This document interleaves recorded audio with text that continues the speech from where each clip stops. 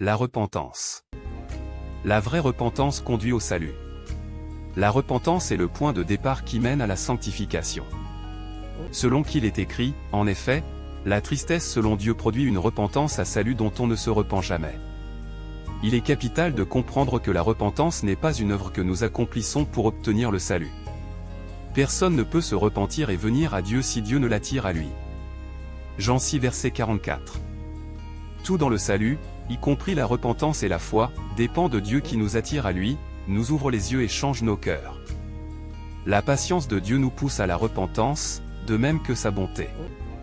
C'est Dieu qui donne la repentance selon qu'il est écrit dans Actes 11 verset 18, « Après avoir entendu cela, ils se calmèrent, et ils glorifièrent Dieu, en disant, Dieu a donc accordé la repentance aussi aux païens, afin qu'ils aient la vie. » Le comportement d'un individu a beau être bon, il ne prouve nullement qu'il obéisse à Dieu, ou qu'il mette la vérité en pratique.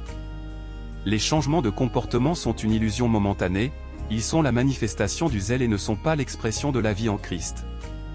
Le regret est une caractéristique de la vie, l'être humain n'étant pas parfait, il arrive souvent à regretter ses actes dans ses propres intérêts. Lorsque l'intérêt est dirigé vers Dieu et son royaume, ce regret produit de la tristesse qui conduit au salut. La repentance comme le salut n'est possible que par grâce. On ne peut se repentir que si Dieu nous accorde la repentance.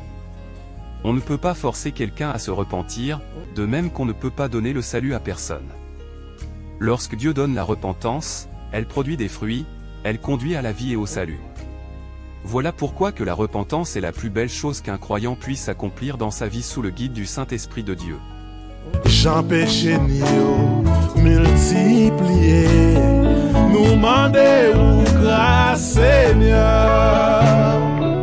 Péché campé, à gauche, à droite, nous mandez ou grâce